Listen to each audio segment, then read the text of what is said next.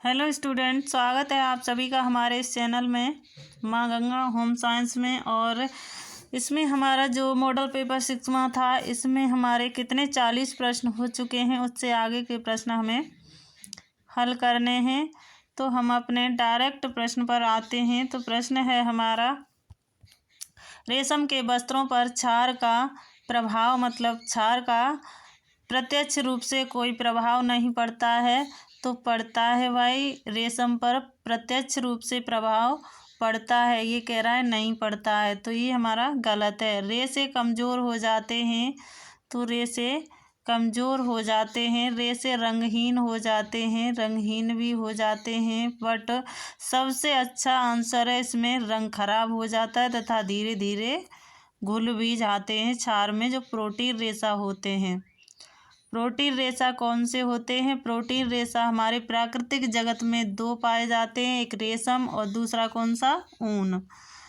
ऊन हमें भेड़, ऊंट और खरगोश के बालों से प्राप्त होती है। रेशम हमें बोम्बिक्स मोरी नामक एक कीड़ा होता है, उससे हमें प्राप्त होता है। ये मलबरी की पत्तियां खाता है, शहतूत की पत्तियां खाता है, और ये साल में 3 बार रेशम उत्पादित करता है, दे सकता है। आगे देखते हैं। अगला प्रश्न है हमारा, ऊन।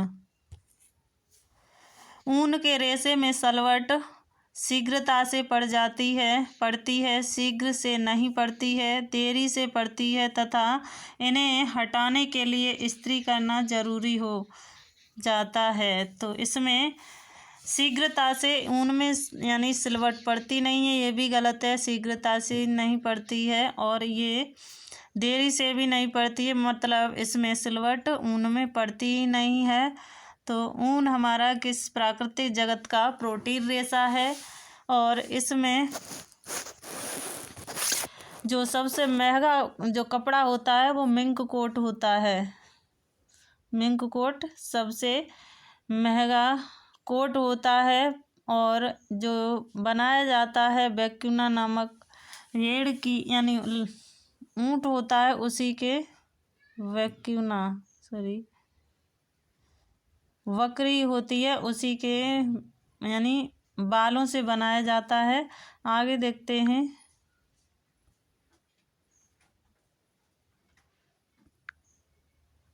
अगला प्रश्न है,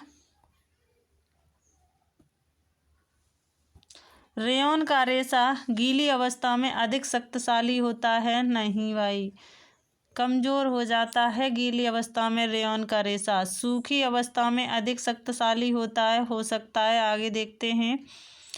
गीली एवं सूखी इन दोनों अवस्थाओं का कोई प्रभाव नहीं पड़ता है उपर्युक्त में से कोई नहीं। तो इसका जो अच्छा आंसर होगा, राइट आंसर होगा, वो सूखी अवस्था में अधिक मजबूत रहता है रेयॉन का रेशा। ये हमारा राइट होगा। अगले प्रश्न पर आते हैं। अगला प्रश्न है हमारा, प्रश्न नंबर 44। रेशे तोड़ परीक्षण में रेयॉन के टूटे हुए सिरे दिखते हैं कैसे? कि सूक्ष्म, महीन, चमकदार, चिकने, कांतिमय दिखते हैं। पेड़ की डालियों से निकली हुई अनेक शाखाओं के समान दिखते हैं। घुमाव लिए हुए, लहरदार और सर्पिलाकार दिखते हैं। उपर्युक्त में से कोई नहीं। तो इसका जो राइट आंसर होगा वो कौन सा होगा? तो ये पेड़ की डालियों से निकली हुई अनेक शाखाओं के समान दिखते हैं।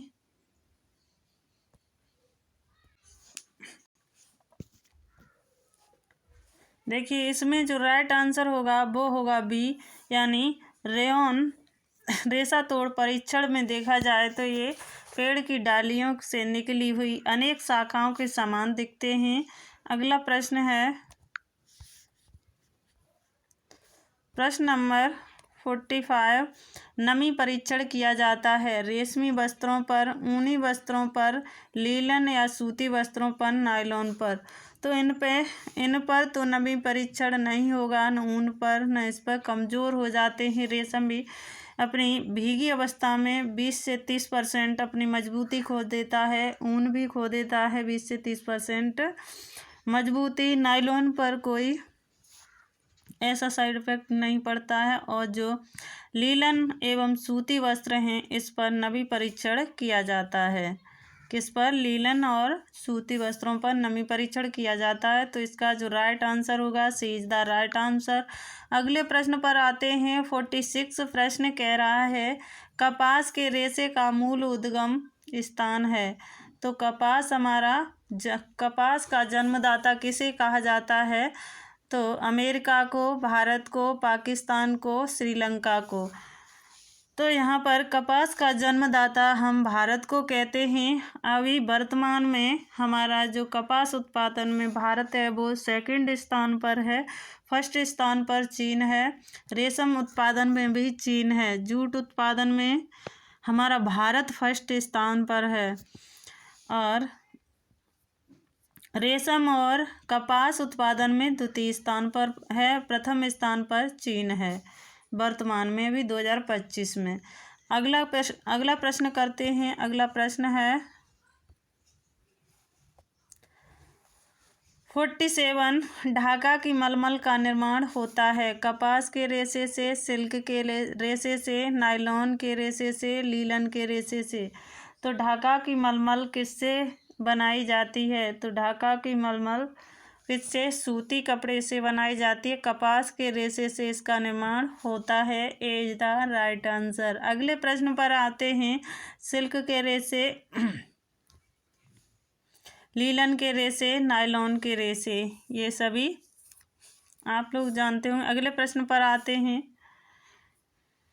कपास उत्पादन के क्षेत्र में सर्वप्रथम स्थान पर है। कपास उत्पादन के क्षेत्र में सर्वप्रथम स्थान पर है तो कौन सा है? अमेरिका है, भारत है, बांग्लादेश है या चीन है? तो सर्वप्रथम स्थान पर क्या अभी बताया था? चीन है। और जो सेकंड स्थान पर हमारा भारत हो जाता है। और जूट उत्पादन में हमारा बांग्लादेश हो जाता है। प्रथम स्थान पर भारत है, सॉरी। अधिक जूट उत्पादन बांग्लादेश में होता है।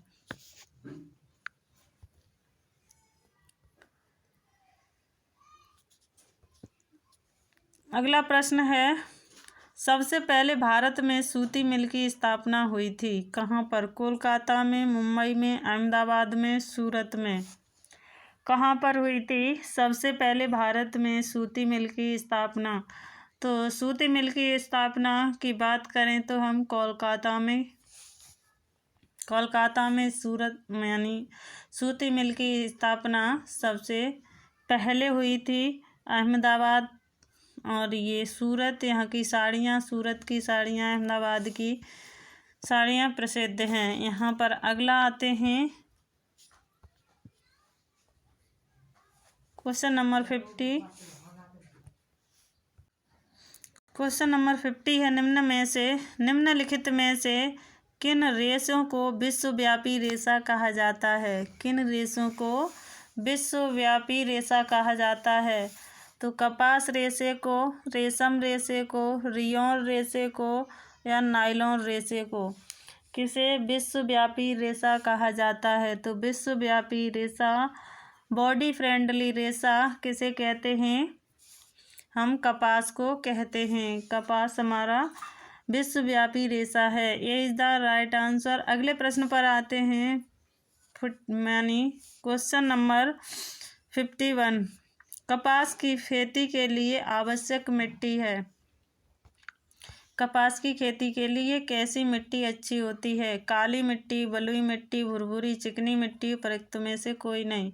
तो इसमें जो कपास की खेती होती है वो काली मिट्टी में अच्छी होती है। अगले प्रश्न पर आते हैं। अगला प्रश्न है प्रश्न नंबर 53 कपास के रेशे प्राप्त किए जाते हैं तो फूल से, कली से, बीज से, कोय से। तो कहाँ से प्राप्त होते हैं? तो कली से, सॉरी कोय से। कोय से कपास के रेशे प्राप्त होते हैं।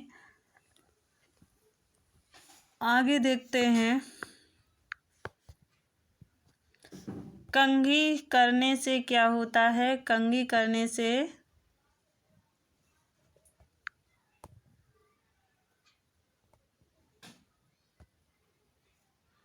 कंघी करने से कपास के बीज अलग हो जाते हैं।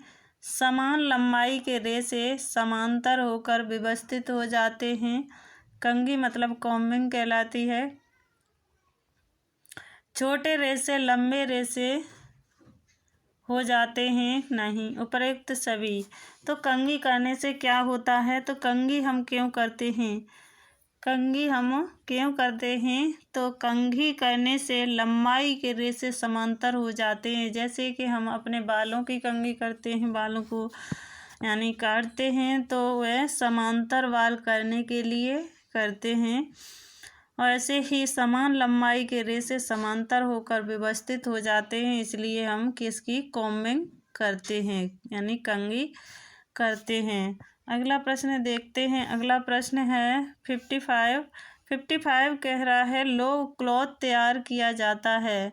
लॉन्ग क्लॉथ तैयार किया जाता है सादी बुनाई से, ट्विल बुनाई से, बास्केट बुनाई से, इनमें से कोई नहीं। तो लॉन्ग क्लॉथ्स यानी तैयार किया जाता है किससे यानी सादी बुनाई से। सादी बुनाई से लॉन्ग क्लॉथ तैयार किया जाता है। अगले प्रश्न पर आते हैं। अगला प्रश्न है 56 कपास के रेशे पर एक रक्षात्मक कोटिंग पाई जाती है। वह कोटिंग होती है किसकी? रक्षात्मक कोटिंग पाई जाती है, वह किसकी होती है? प्रोटीन की कोटिंग नहीं की जाती है कपास पर। ये एक सेलुलोजिक रेशा है कपास। बसा की तो कहीं पढ़ा ही नहीं है। हाँ होती है, कहीं कहीं वस्त्रों पर होती है, सही है, बट इस पर नहीं होती है। मोम की, हाँ इस पर मोम की होती है। मोम की होती है इस पर, कपास पर किसकी? मोम की कोटिंग की जाती है। सी इज द राइट आंसर। अगले प्रश्न पर आते हैं। प्रोटीन रेशे आपको मालूम होगा कपास और रेशम है जो प्राकृतिक जगत से प्राप्त होते हैं। कपास के रेशे पर स्थैतिक विद्युत प्रभार बनता है यानी कपास के रेशे पर स्थैतिक विद्युत प्रभार बनता है या यानी स्थैतिक विद्युत प्रभार नहीं बनता है। तो कपास के रेशे पर स्थैतिक विद्युत प्रभार क्या हुआ? स्थैतिक विद्युत प्रभार बनता है या इस पर नहीं बनता है। तो कपास के रेशे पर स्थैतिक विद्युत प्रभार नहीं बनता है। Be the right answer. अगले प्रश्न पर आते हैं। अगला प्रश्न है लीलन का रेशा प्राप्त किया जाता है। लीलन का रेशा प्राप्त किया जाता है कपास के बीज से, सन के तने से, अनानास की पत्तियों से, फ्लैक्स के तने से। तो ये किससे प्राप्त किया जाता है? तो लीलन का रेशा हमें फ्लैक्स के तने से प्राप्त होता है। इसे सन भी कहते हैं। फ्लैक्स के तने से प्राप्त होता है।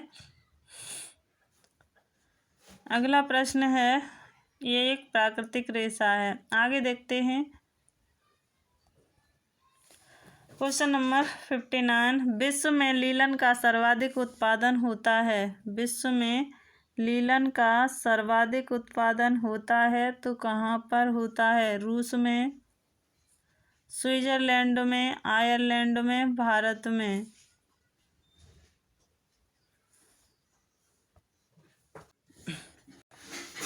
देखिए विश्व में लीलन का सर्वाधिक उत्पादन होता है वो कहाँ? रूस में होता है। कहाँ? रूस में होता है। अगला प्रश्न है लीलन की भूमि कहा जाता है। लीलन की भूमि किसे कहा जाता है? मिस्र को, आयरलैंड को, भारत को, रूस को। तो लीलन की भूमि हम किसे? मिस्र को कहते हैं। लीलन एक पवित्र कपड़ा है। यह टॉवेल बनाने के लिए अच्छा होता है। ये पानी सोखने की क्षमता इसमें अच्छी होती है और ये जल्दी पानी यानी निकल जाता है, यानी ये सूखने की क्षमता भी इसमें अधिक होती है। यानी कपड़ा ये भीगने पर यानी कि रसोई में ये प्रयोग किया जाता है, तो ये भीग जाए तो जल्दी से सूख जाता है, साधारण भाषा में कहें। और उसका पानी भी हमें ज़रूरत पड़ती है रसोई में बर्तन वगैरह साफ यानी पोंछने के लिए या कोई वैसा कार्य करने के लिए, तो ये पानी भी जल्दी सोख लेता है। ऐसा होता है लीलन का रेशा। आगे देखते हैं मिस्र इसकी भूमि यानी लीलन की भूमि कहा जाता है मिस्र को। आगे चलते हैं 61 कह रहा है सर्वोत्तम किस्म के लीलन का उत्पादन होता है अमेरिका में, मिस्र में, पाकिस्तान में, आयरलैंड में। तो सर्वाधिक किस्म का जो लीलन का उत्पादन होता है वो आयरलैंड में होता है। कहाँ? आयरलैंड में। अगला प्रश्न है 62 कह रहा है उत्तम कोटि के लीलन के रेशे की प्राप्ति होती है नीले फूल वाले फ्लैक्स के पौधे से, सफ़ेद फूल वाले फ्लैक्स के पौधे से, उपर्युक्त दोनों से। तो जो हमारा लीलन है वो नीले फूल से प्राप्त होता है और सफ़ेद फूल वाले फ्लैक्स से प्राप्त, दोनों से ही होता है। बट जो अच्छा होता है वो होता है नीले फूल वाले फ्लैक्स के पौधे से जो लीलन प्राप्त होता है वो हमारा अच्छा माना जाता है। A is the right answer. पहला इसका सही हो जाएगा। अगले प्रश्न पर आते हैं 63 कह रहा है लीलन के छोटे रेशे को कहा जाता है। लीलन के छोटे रेशे को कहते हैं फिलामेंट। हमारा क्या साधारण जो लंबाई में फिलामेंट होता है वो, जैसे कि रेशम का यानी तंतु या धागा, वो फिलामेंट में होगा, तंतु ही बोलेंगे, वो फिलामेंट होता है। और अन्य धागे प्राकृतिक अन्य धागे हैं वो स्टेपल में होते हैं, जैसे कि कपास, लीलन, जूट, ये किसमें? स्टेपल में मिलते हैं।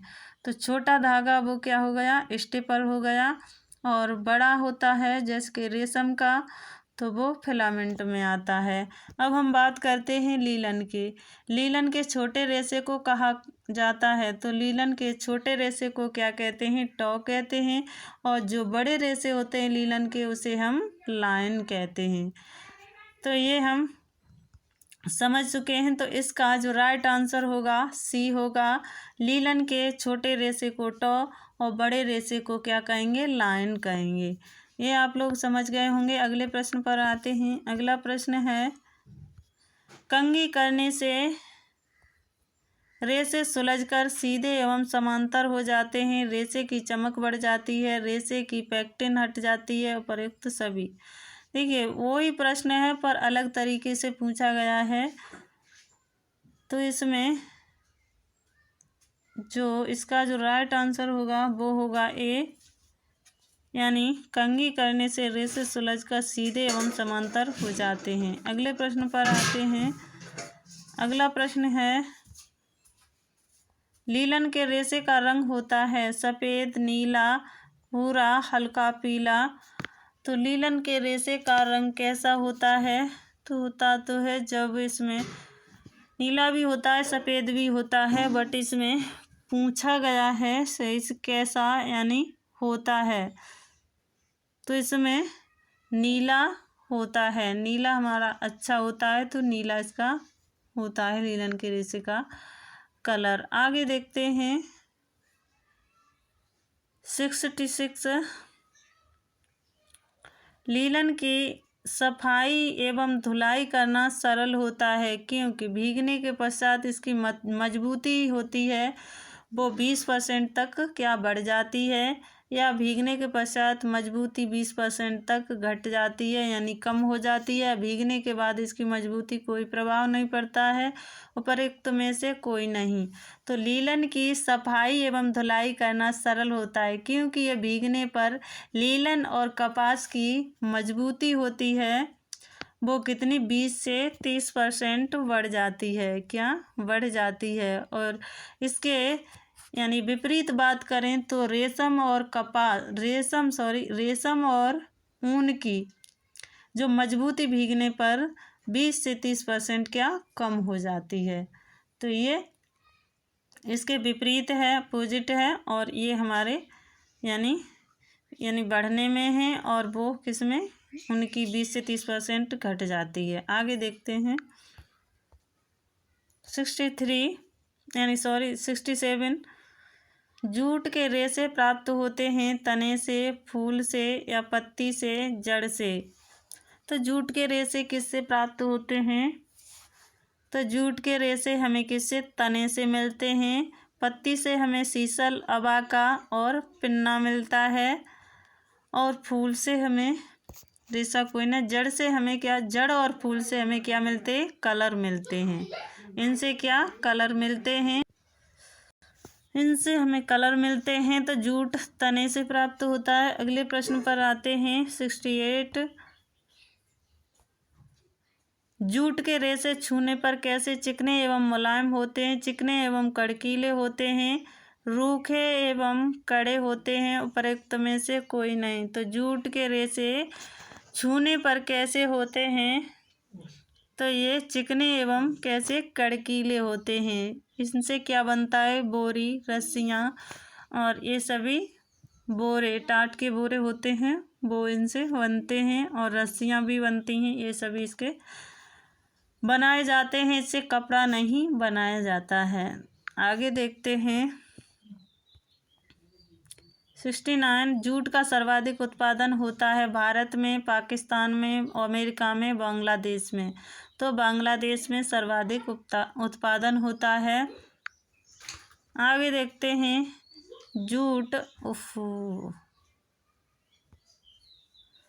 जूट का पौधा होता है द्विवर्षी, छमाही, बहुवर्षीय या एक वर्षीय।